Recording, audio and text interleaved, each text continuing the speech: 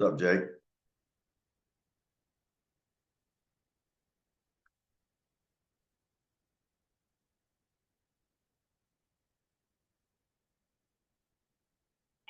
Hey, how you doing? Gold. I just looked at my electric bill.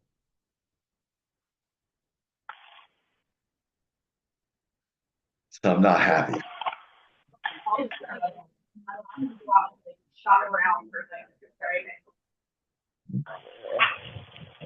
Oh, Les. Good morning. All right, Jimbo. Hey, George. Bill. I'm in a busy place, so I'm gonna mute myself. Hey. Good morning, everybody. Hey there. George, staying warm? No. I was just telling Les that I just looked at my electric bill for this month. Oh, Ouch. yeah, And I paid last month. It's not like 2 months, right. Dang. Mine was high too. I'm bracing myself for January's bill. Wow. The heat hasn't turned off. That's what I'm talking about, the January bill. I just looked at it online. Anyway, Oh, I there's, don't look at it there's some online. people Yeah. with us that live in Florida, so they don't, they're enjoying some very nice weather down there. Well, I've been running my I'm heater, but only for 50-degree weather. I thought you was in Florida. Well, I'll So be the I- optimist in the group and say that my heat has been on this entire time, and it's wonderful. Yeah. Thank goodness we have it. Yeah. There are a few people here in Beaufort County who lost power in the middle of things on Tuesday and Wednesday. So we Oh, were not no. among that group. So we were fortunate. No kidding. No, we were fine here in Columbia. we got 10 inches of snow in the Panhandle. Has that ever happened before? No, it broke the previous record from 1895 of 3 inches. Wow. That's crazy. Yep. So it came What's up your town, Daniel? of Sorry. America? I live in Sebastian, but I was in Tallahassee lobbying, and they shut down the city, and we fled right before the storm hit. And in Tallahassee, at least 6 inches, but in the Panhandle in Pensacola, it was 10. That's so crazy. Wow. Yeah. I used to Yeah. live in Tallahassee. I love it. Yeah. Yep. I'll be living there starting next week, full-time lobbying in Florida. So, Yay. It's all right. So just real quickly, we got some new people on. Say hey everybody, and Jake's new, and Mike joined us last week. Jake lives in Florida as well, and anyway, um, Daniel has a finite amount of time, and we want to get to him in a minute, but I did want to maybe go ahead and let Patty and Aaron take Oh, a little bit of market update. Y'all ready, or you want me to talk to Daniel? How do you want to do this? You okay, Aaron? I'm ready. I can All get right, mine out of the way if you don't mind. yeah, let's do Yeah, it. I've got I Mama don't here. have much to share either, George. So I'm good to Well, go. that's okay. I'll tell you, Daniel's got a fascinating conversation, so you Okay, guys I'll go go quickly. through it. All right. Okay, so it's been a good week for stocks, and this week all indexes are up 2%. For January, the Nasdaq is up 3.99%, S&P 4%, and the Dow 4.8%. Yesterday, the S&P. A lot more live coverage to get to in just a few. Oh, okay. S&P yesterday hit an all-time high of 6,118. NASDAQ is 0.6% from its all-time high, and the Dow is 1% from its all-time high. So they're all doing good. I didn't check out the Russell. Energy is down with Trump declaring, we have a state of emergency, and asking that the gas guys drill more and telling OPEC to lower the prices. So the WTI went down to 74.89 if you're following the gas prices. Tech is up. Tech, industrials, and do I have commercial services are up 3% for the week, so that's all good. The 10-year, it was going down and it's decided to go up. And that's another funny thing. I don't know if you heard yesterday, Trump said, I'm insisting that the interest rates go down. Well, you can't really tell the bond market what to do, but it's kind of, I wouldn't say it was a drastic rise, but it is rising. And consensus, just watching TV, the people who commentators say they're just concerned about the new policies. So that's 4.65, and it's not really different from last week when I reported on Monday, 4.61. The dollar's down, so that's good. A weaker dollar is good for stocks. Remember last week I reported 109.35 on the 17th. It's 107.71. Gold is higher. It's up almost 33 points since last Monday. It's 27.91, and it seems to be going higher today. That's a new all-time high. Oh, really? Okay, I didn't mark that. Thanks, Daniel. Silver's higher, 31.55, although not much, 41 cents since last Monday. And copper seems to finally be moving up. It's 4.3765. The only thing to look on, last night the Japanese Federal Reserve or the banks, I'm not sure who is actually in charge over there. I don't know if they call it the Federal Reserve. They raised their interest rates 0.25%. And the last time they did that was in 2008. And their weak yen, which is this morning, it was 155.68, is leading to inflation. And they basically had 2 decades of stagflation, 1% growth.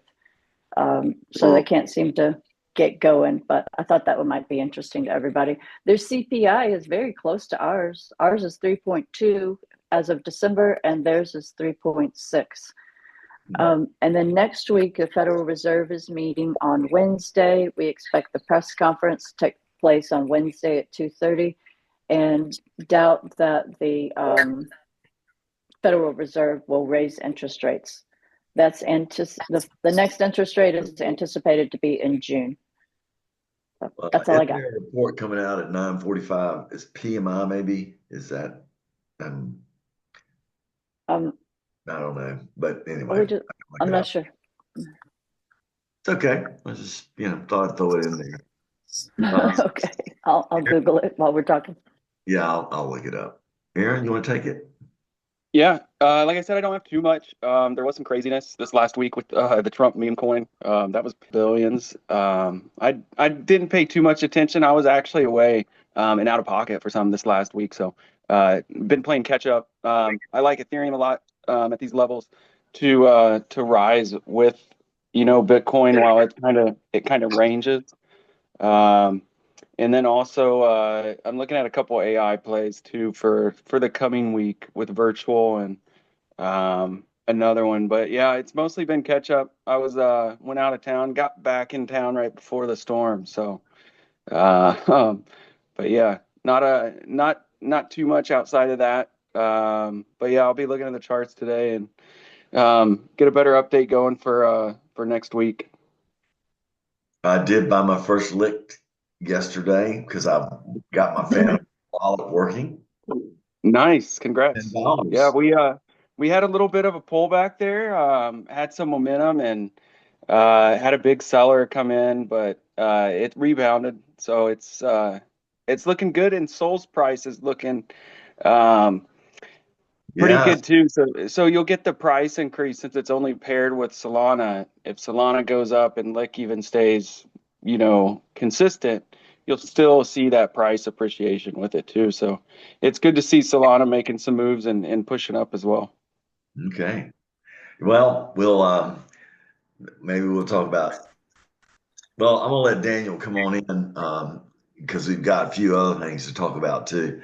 I think we'll make this a hard stop at about 10 after 10. So we've got some time, but we did want to talk about some of the initiatives Trump's executed related to crypto and how they Yeah. impact us.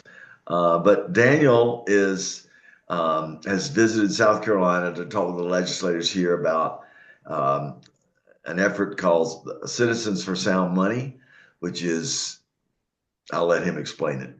So, because he explains it much better than me, but he has been successful in several states where they've done some passage. May not have implemented it, but I think they've got it passed in several states, Utah, I believe. But anyway, Daniel, it's all yours, buddy, and thanks for joining us again. I know you got some updates for us. Yeah, absolutely.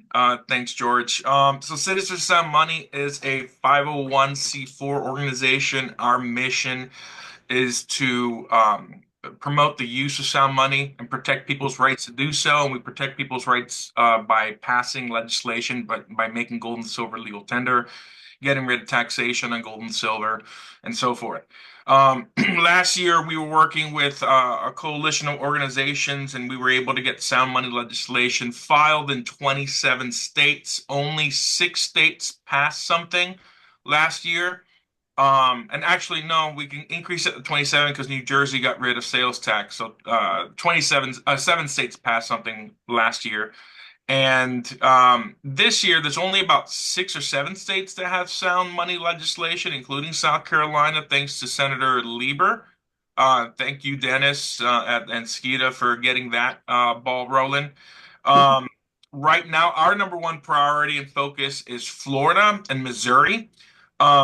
We have strong indications from leadership, the governor's office, the Speaker of the House, and the Senate President that it looks like it's going to get through. We have a couple organizations in Florida helping us out from the leadership side of things. We're running the grassroots lobbying. Missouri looks very, very strong as well. Governor Kehoe indicated that he wants to get the Constitutional Money Act passed. The Senate has always passed it. The last 2 years that they had the Constitutional Money Act passed. And then this year, the new Speaker of the House told the bill sponsor that they're going to get the Constitutional Money Act passed in Missouri. So it looks like Missouri and Florida might be the next 2 states to make gold and silver legal tender. Texas is moving forward too, but it looks like they're a little more focused on Bitcoin reserves right now. But they've been trying to get gold and silver passed for the last few sessions. They meet every other year. But yeah, this year's a little slower on gold and silver because I can only assume everybody's focusing on Bitcoin reserves, thanks to Trump. But yeah, that's essentially what's going on. We've launched the 501c3 organization called the Sound Money Movement. That's our educational foundation. We have an advisory board. We have like Lynette Zhang, David Morgan, an economist named Nathan Lewis on board, John Williams from Shadow Stats. If you guys haven't looked at Shadow Stats reports the real inflation numbers, not the crap the federal government puts out. CPI has been manipulated and changed 9 major times since 1980 and countless minor times. So real inflation is actually at 10.25%, not the 2.5 or whatever that they're reporting. An example that I like using when I testify in committee is that in 1999, the government decided to replace the New York Strip with chicken breasts because they noticed that Americans were buying more chicken. Well, my question would be, why are Americans buying more chicken? Well, because the New York Strip became too expensive due to inflation. So they replaced the CPI. And that's the minor changes, not one of the major 9 changes they made to CPI. So I don't trust anything the government puts out when it comes out to statistics because they're from the reports that I've read, they've manipulated CPI so that they don't have to pay out the proper COLA for Social Security and Medicaid benefits. So there's a lot of issues with the statistics coming out of the government with inflation and so forth. Those numbers, shadowstats.com if you want to check it out. But our C3 organization has a curriculum that we're going to be developing with our advisory board and some other economists on sound money education. I think that most of the country and most of the world completely lost touch with what money is, which money is gold and silver, because gold and silver has all 3 characteristics of money versus currency, which is the yen, dollar, euro. And that third characteristic that money has that currency doesn't have is a store value. As you said, they're making the dollar weaker, and a weaker dollar means weaker purchasing power, which is inflation, and it's hurting the people that don't make good wages the most. But making gold and silver legal tender will give people the option to save and preserve their purchasing power in something that stores value versus losing value. We also have a TV show that is going to air on the Discovery Network, the Science Channel. We have some trademark issues. The original title of the show was The Sound Money Movement, a Foundation of Freedom, but we got back from the trademark office that there might be a trademark infringement because Sound Money Defense League uses Sound Money in their name, which is strange that they won't approve Sound Money Movement. It might be the name of the show, but it's going to be on the Discovery Network. It's going to air in May. We're almost done with production. And that's going to be a 12-episode series on the history of money, current state of money, and the future of money, which includes cryptocurrencies, gold, and so forth, and then fiat currency and what's going on around the world. We have film crews that have filmed in Dubai, Turkey, UK, Spain. We're going to go to Argentina and interview Malay. We're going to go to South Africa, and we might be going to Singapore for the final leg of the TV show. Wow. That's So amazing. I yeah, can't wait to watch it. yeah, we're excited. You know, it's we're a small organization, but we've been blessed to be working with some of the greatest companies in the gold and silver space who want to get the message out. There hasn't really been in the gold and silver industry a TV show, and nobody's ever done it. We had Gold Rush, but Gold Rush is more for the gold mining side, not the actual gold and silver industry and the sound money movement. So I think that education is the number one issue that we face in America and around the world on financial literacy, and a TV show like this that actually explains what money is. It's akin to Mike Maloney's series called Hidden Secrets of Money. That series completely changed my worldview on money, on gold and silver, and the reality that we live in with the current monetary policy and systems that are in place around the world. But the problem with Hidden Secrets of Money, it's a very heady series, great series, but it's not worthy of TV because it's not entertaining enough. So for something to be on television, you can have a documentary and it can be educational, but it has to be entertaining at the same time. So the Hidden Secrets of Money didn't really hit that mark, and that's why it never really aired on PBS or anything. But yeah, Well, that's I was going to ask, so is your show going to be on PBS? Just because so no. many people watch that. The Science Channel. So the Science Channel actually has a higher viewership and also has the highest wealth demographic of all the cable television shows. It has about a 22 million person viewership. And our time slot that we're going to be on is about 1.6 million. That does not include our Amazon Prime, Netflix, and other streaming services we're going to be airing on. So, based on our global reach, we could impact up to 200 million people watching the show. That's awesome. And then, is it going to be possible you could watch it online? Because so many young people do stuff online. 100%. Immediately after it airs on the Discovery Network, the Science Channel, it's going to be online so people can watch it. Oh, that's great. We're Would so you guys happy to want to know watch? you. We know someone famous. No, not yet, not yet. Would you guys want to go ahead?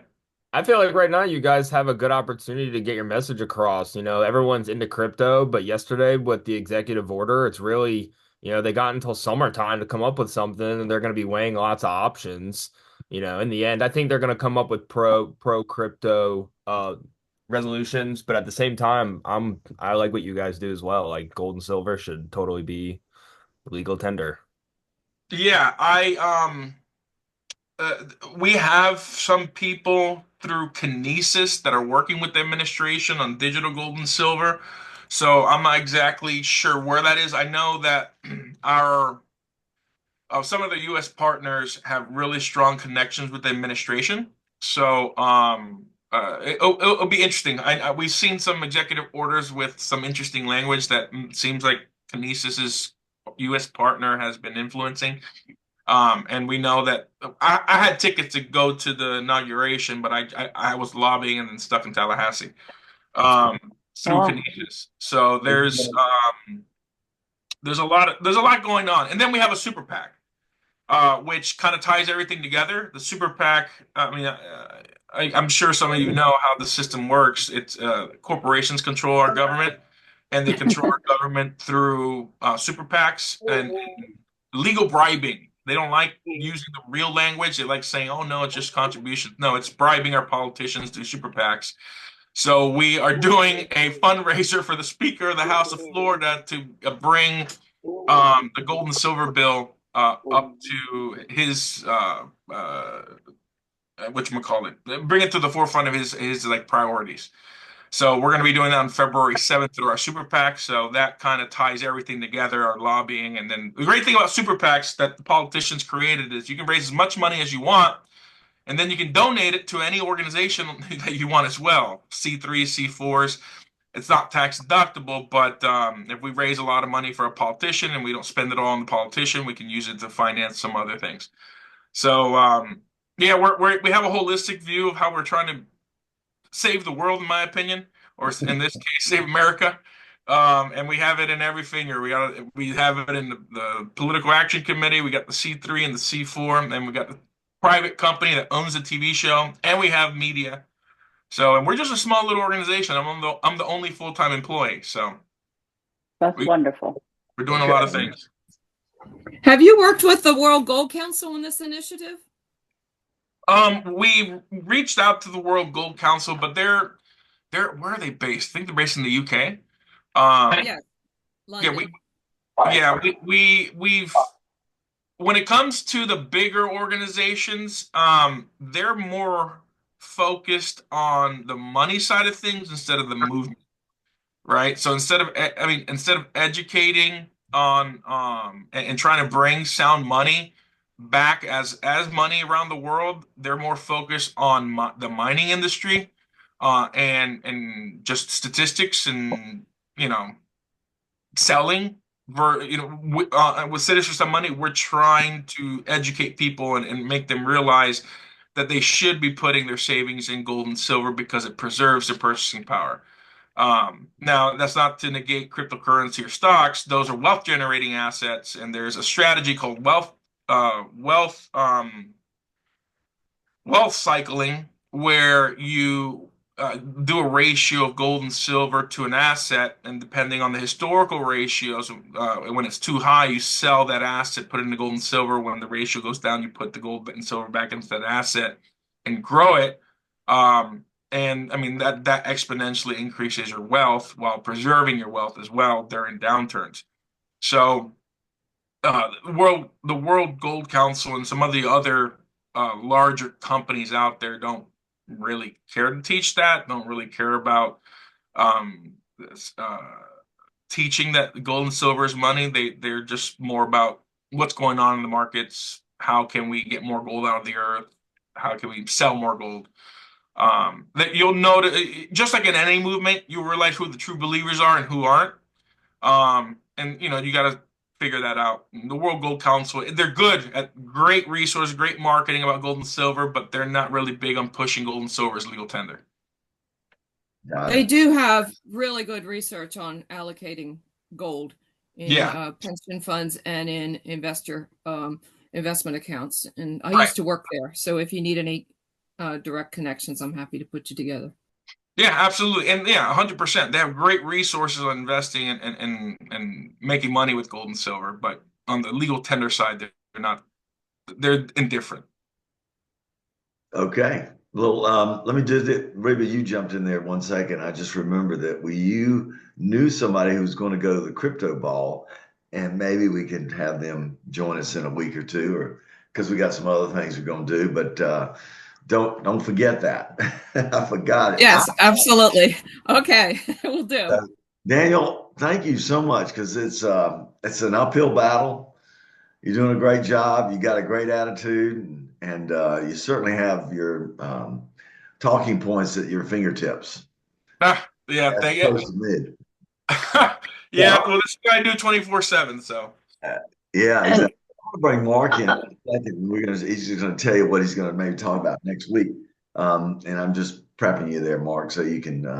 But I thought maybe we got a good bit of time, like 10 minutes or so. But I thought we talk in a second about any of the initiatives that Trump has done the first few days of office that you like, that you thought were dramatic, particularly as they relate to crypto. And so if you want to, what are you showing us there, Daniel? Free Ross. Oh. It'll be Ross interesting Ehrlich. to hear see how his life plays out. Yeah. Go ahead. I saw that he did an executive order against CBDCs Yes. last night. Yeah, he That did. was a part of the whole package, more or less. Oh, okay. Well, I guess that was good because aren't we opposed to that in South Carolina? Yeah, we're opposed to that worldwide. Okay. All right. And then it was good. I guess the big package that said he would, I guess, put a committee together, and we are assuming that's going to be Loomis to do a Bitcoin reserve. That was positive.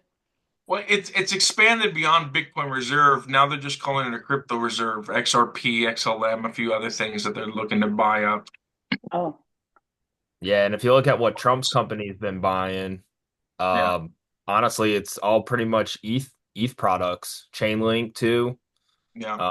And then there's this new blockchain coming on the scene called Athena. And I've done a little research into it. I couldn't explain the project offhand.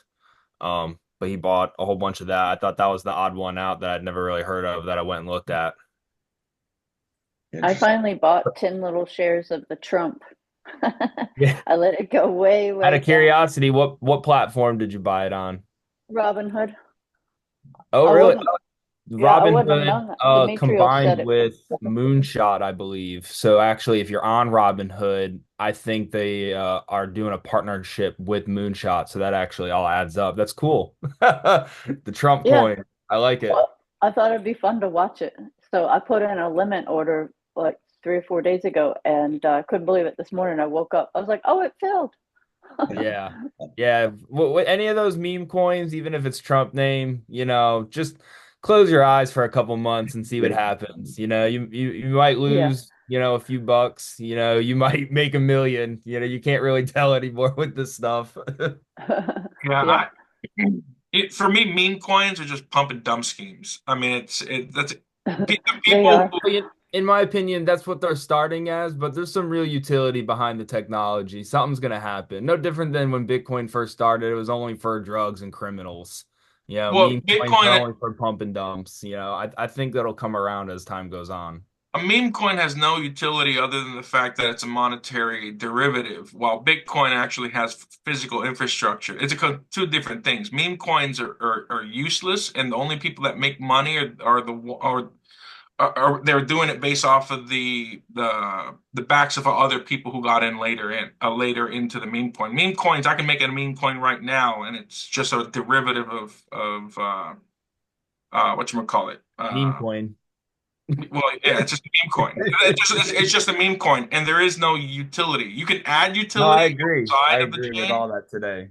But it's just, I think it's just a scam. These pump and dumps. Even the Melania and Trump. I mean, I would never buy that same debate could be as good to go as big as like debating Bitcoin versus the rest of crypto. Like Bitcoin is the infrastructure. Bitcoin is the blockchain. Everything else is crypto. Right. Well, then there's main coins. You have proof of stake, which I'm not a fan of proof of stake, but those have utility, right? Servers and everything. A meme coin is just code. There is really nothing behind it, and it runs off a different blockchain. But I got 1 minute. I got to go to another call, guys. I will see you next time. Yeah. Thank you. Thanks for coming by. Have a good day. Yeah, I mean, when Aaron first joined the call, he explained his meme coin Licked, and because everybody's been pumped and dumped pretty much in this whole market if you're into the meme coin. So he explained that that's the community that he was creating with his licked meme coin. So we appreciate him explaining that, and he's kept that true to the faith. He keeps adding people to his thread, which is on Telegram, and we enjoy all that. But let me just we're going to talk about a few more things right quickly, but just a conversation that Jim, that you were on the call, Jim and Mark and I had a few days ago with Dennis is in town, and we talked about the utility. Was there a use case, a really excellent use case for blockchain? And Mark talked about one, and Jim was fascinated by that because Jim's kind of a skeptic on Blockcoin and Bitcoin. I mean, you're an adopter, you've adopted it, but you question it all the time, which is fine. But Mark, I'm going to give you, because what I'd like to do is maybe next week we give the floor, just like we gave it to Daniel, to Mark to sort of explain. And you want to just give us a highlight of what you're going to talk about, so maybe everybody else will be like, yeah, that might be fun to join. And then we'll get back into Trumpness. Right. Yeah, talk fast. You got 10 minutes. Thanks, George. Yeah, one of the uses I think for blockchain, because at the end of the day, from a technological viewpoint, a good blockchain has to be slow. It's really not for fast one. Never going to be. There's technical, mathematical reasons for this to be true, right? That's why Lightning Coin and that stuff is all. It's all very subject to security problems. But one thing that would be useful for blockchain is to carry credentials for you based on things you've done or courses you've taken, things like that, because that's a highly transportable sort of a thing, right? I want to know if this degree is real. Employers haven't trusted resumes in I don't know how many years, probably 15, especially not in the tech space. And if you have a way to track, no, these people, maybe it's 2, maybe it's 4, maybe it's attached to an institution like an existing college or university, right, have certified that this person has done this work or knows this thing. And that's a better way to deal with the ed tech revolution, which started up a very long time ago and almost immediately died out, by the way. Salman Khan's the only one who's been able to pull it off and keep it running. That should have been a hint to everybody, but apparently they're still trying EdTech.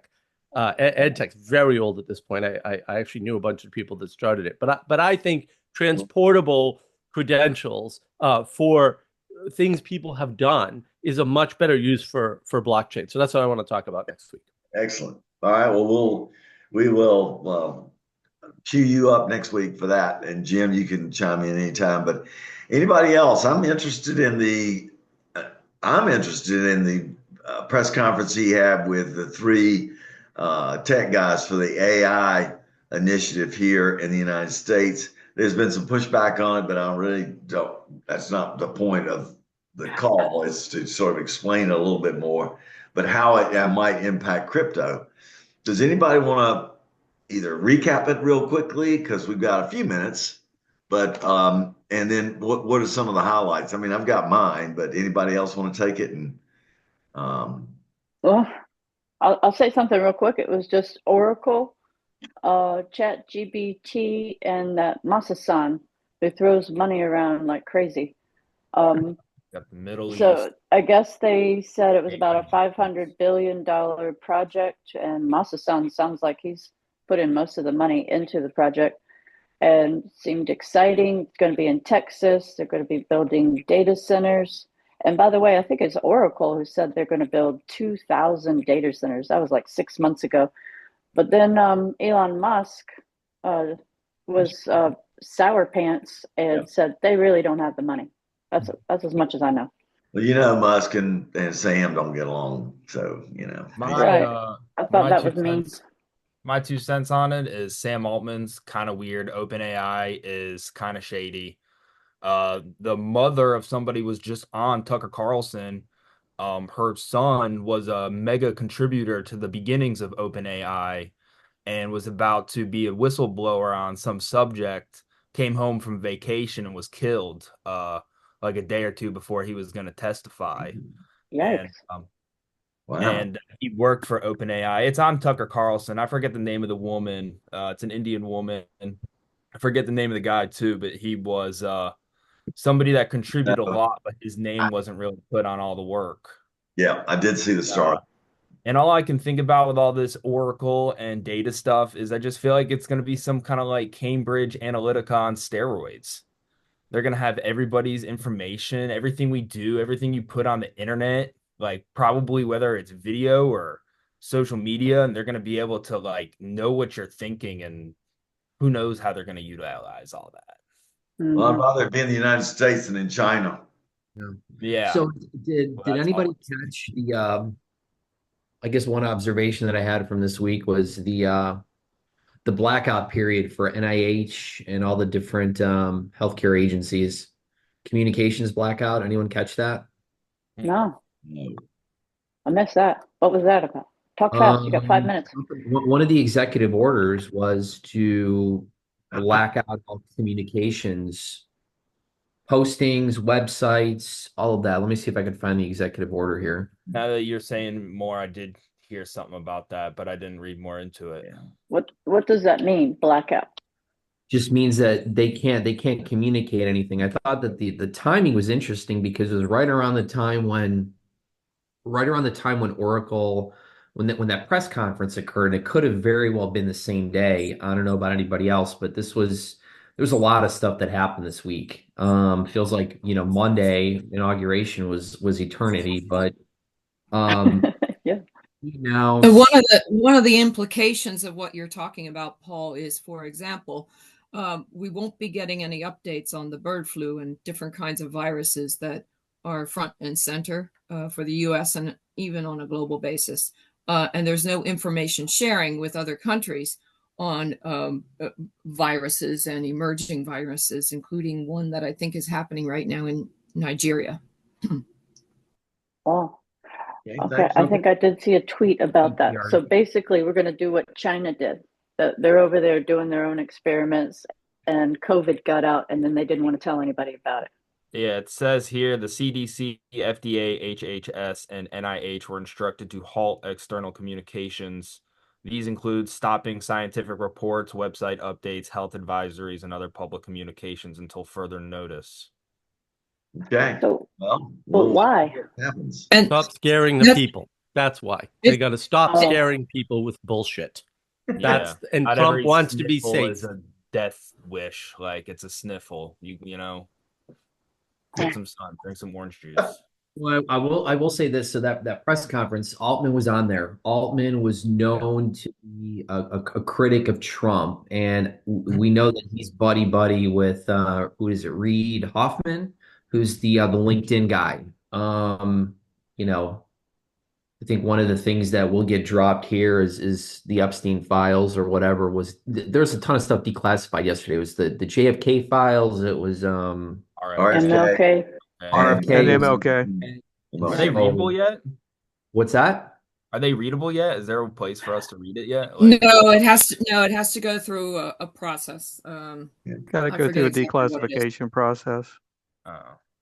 It'll be a couple of weeks. Yeah, I want to see that. Which has proven to be pretty true over the last 8 years, is that Trump doesn't silence his opponents. He puts them right out front and center and allows them to just kind of reveal themselves. So maybe there's more to that press conference with, I don't know, Ellison was talking about this grandiose plan of, okay, we can identify, cancer through a blood test and then use AI to create a vaccine. It's like, for crying out loud, we didn't have enough testing for the last vaccine. It's like, I certainly wouldn't sign up for something like that. It's like, oh yeah, within 48 hours, we'll have a custom, vaccine made for you. I think I want it tested first before I try something like that. It sounded so unbelievable that I was like, wow, we've really, that it actually can happen. I think that's where we are, that science is moving so fast. You got a dream, Most of that Yeah. press conference was unbelievable. And keep in mind that the SoftBank guy thought that WeWork was going to be the greatest thing since sliced bread. Let And me. he put a bunch of money into it too.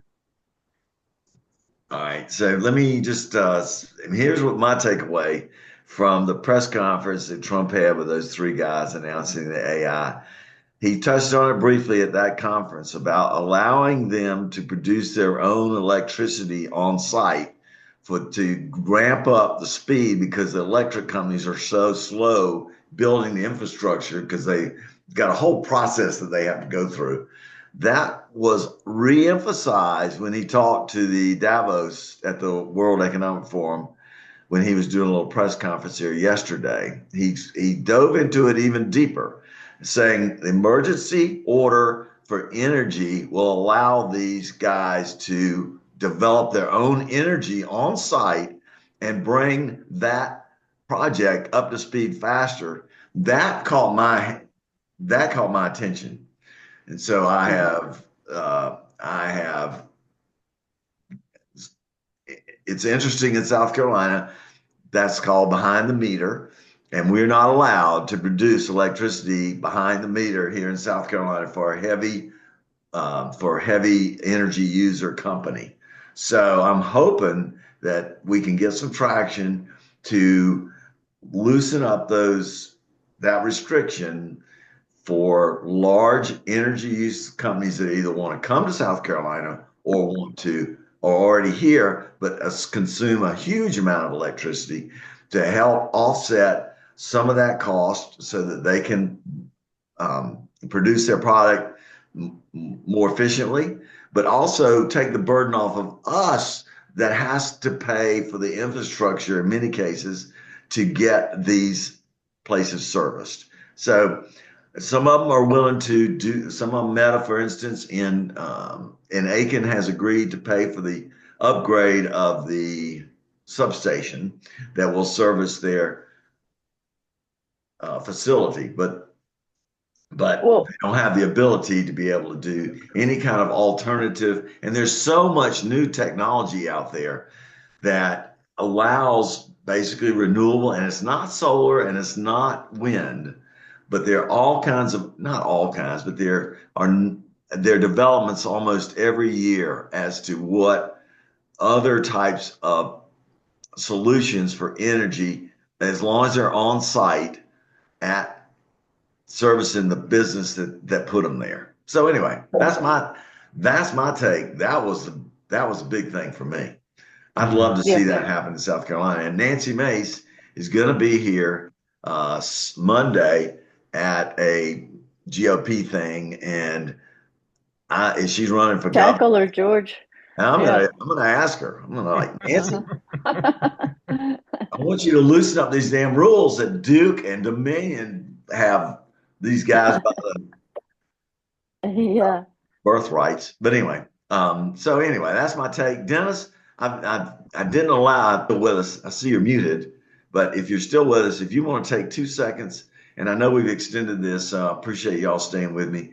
But if Dennis can come on and just give us a quick update on some of the legislation we've got, maybe Patty would like to. But Dennis, if you join us and that'll be awesome. Yeah, real quickly.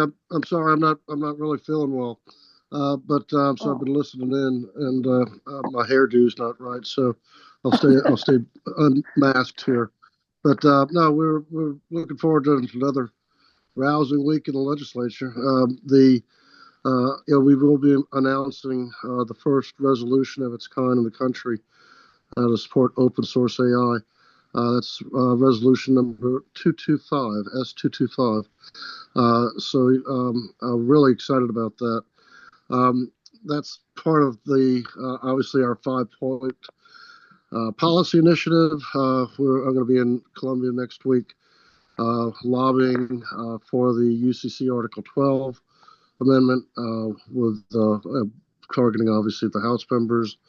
There's a hearing at 11 o'clock on Wednesday for the Senate bill, the Coinbase Satoshi Action Fund Blockchain Basics bill, So Which one we'll is be there that? for that. And yeah, so it's we're also working on.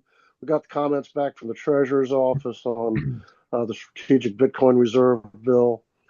So I want to get that to our drafting folks and see if we can tweak that a little bit and get that filed here in the hopefully next week. So a lot going on. Yeah, that's a lot. Yeah. So why don't we all just have a good weekend and let's get out of here, and we'll see you next week. Mark's going to be on center stage, so to speak, and then we'll ask Les to join and give us. But we're going to get Reba to help us out. We're going to have a good time this month of January and February. All right, everybody. Have a great week. Thank you, George. Thank you, guys. Bye. All right. Thank you.